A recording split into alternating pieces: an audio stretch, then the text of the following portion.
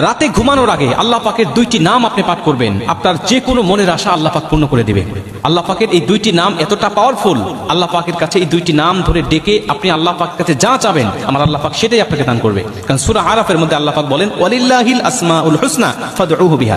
যখন কোনো ব্যক্তি আমি আল্লাহ পাকের আসমাউল হুসনা অর্থাৎ আমি আল্লাহ পাকের সুন্দর সুন্দর নামগুলো ধরে আমার কাছে চায়, আমি আল্লাহ পাক তার দোয়াটা কবুল করে নেই, তাকে খালি হাতে ফেরত দেই না। আর এই সূরা ইখলাসের মধ্যে থাকা এই দুইটি আয়াত, দুইটি নাম আল্লাহ পাকের পাওয়ারফুল নাম। অনেক মুহাদ্দিসদের মত অনুযায়ী, অনেক মুফাসসিরদের মত অনুযায়ী এই দুইটি নাম হলো ইসমে আজম। অতএব এই ইসমে আজম ধরে যখন আপনি আল্লাহ পাকের কাছে কোনো কিছু চাবেন আমার আল্লাহ মুহূর্তের মধ্যেই আপনাকে সেটা দান করবে। এর মধ্যে একটি নাম হলো সমাদ, একটি নাম হলো সমাদ। আল্লাহ পাকের কাছে সূরা ইখলাস যখন আমরা তেলাওয়াত করি তখন বলি আল্লাহুস সমাদ। এই সমাদ নামটা এতটা পাওয়ারফুল, আমরা একজন অগ্নি পূজকের ঘটনা জানি, একটা মূর্তি পূজকের ঘটনা জানি যে তিনি সনাম সনাম বলে তার মূর্তিকে ডাকতেন। হঠাৎ একদিন তিনি সনাম বলতে গিয়ে তিনি সমাদ বলে ফেললেন এবং আমার আল্লাহ পাক তাকে কবুল করে নিলেন, তার জীবনে গুনাহ মাফ করলেন, তাকে ইসলামের জন্য কবুল করলেন।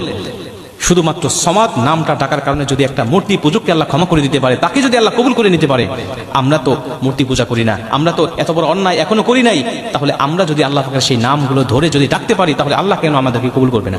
এজন্য রাত্রিবেলায় যখন আপনি ঘুমাতে যাবেন অবশ্যই উত্তম রূপে অজুটা করে নেবেন। উত্তম রূপে অজু করে অবশ্যই অজুর আগে চেষ্টা করবেন মেসওয়াক করার জন্য, কারণ যে কোনো আমল মেসওয়াক অজু করার সময় যদি আপনি মেসওয়াক করেন যে কোনো আমলের পরিমাণটা আল্লাহ পাক বাড়িয়ে দেয়। একটা হাদিসের মধ্যে আসছে যদি কোনো মানুষ নামাজের আগে অজু করে আর অজুর পূর্বে যদি মেসওয়াক করে ওই নামাজের সওয়াব আল্লাহ পাক 70 গুণ পর্যন্ত বৃদ্ধি করে দেয়।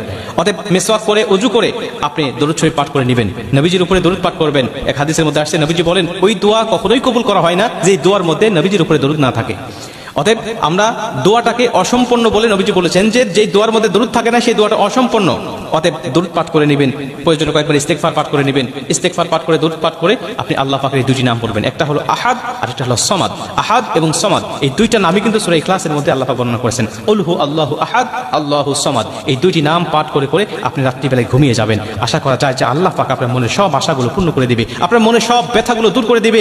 মানুষের প্রতিটা মানুষের অন্তরের মধ্যে কিন্তু ব্যথা থাকে, বেদনা থাকে, অনেক চাওয়া আছে যেগুলো সে চায় কিন্তু পায় না, অনেক অপূর্ণ চাওয়া রয়েছে প্রতিটা মানুষের জীবনে। আপনি আল্লাহ পাকের এই নামগুলো ধরে ধরে রাখেন, যেহেতু আল্লাহ সূরা আরাফে নিজে ওয়াদা দিয়েছেন ওয়ালিল্লাহিল আসমাউল হুসনা ফাদউহু বিহা। আমি আল্লাহ পাকের কাছে চাইলেই আমার নাম ধরে ধরে আমি আল্লাহ পাক তার দোয়াটা কবুল করব, আমি আল্লাহ তার চাওয়াটাকে পূর্ণ করব, সে যা চায় সব কিছু আমি আল্লাহ পাক তাকে দিয়ে দেব।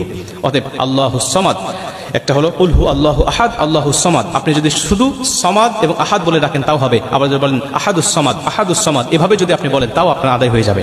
কারণ আমরা জানি যে ইসমে আজম অথবা আসমাউল হুসনা 99টা নাম আল্লাহ পাক বর্ণনা করেছেন, হাদিসের মধ্যে 99টা নাম এসেছে এবং এই নামের যে ধারাবাহিকতা, এই নামের ধারাবাহিকতার সময় আমরা দেখেছি আহাদুস সামাদ বলে এখানে ধারাবাহিকতা রক্ষা করা হয়েছে। অতএব আপনি আহাদুস সামাদ বলে যদি আল্লাহকে ডাকেন তাও আপনার হকটা আদায় হয়ে যাবে। এভাবে আপনি কন্টিনিউ আদায় করতে থাকেন, কন্টিনিউ আপনি পাঠ করতে থাকেন।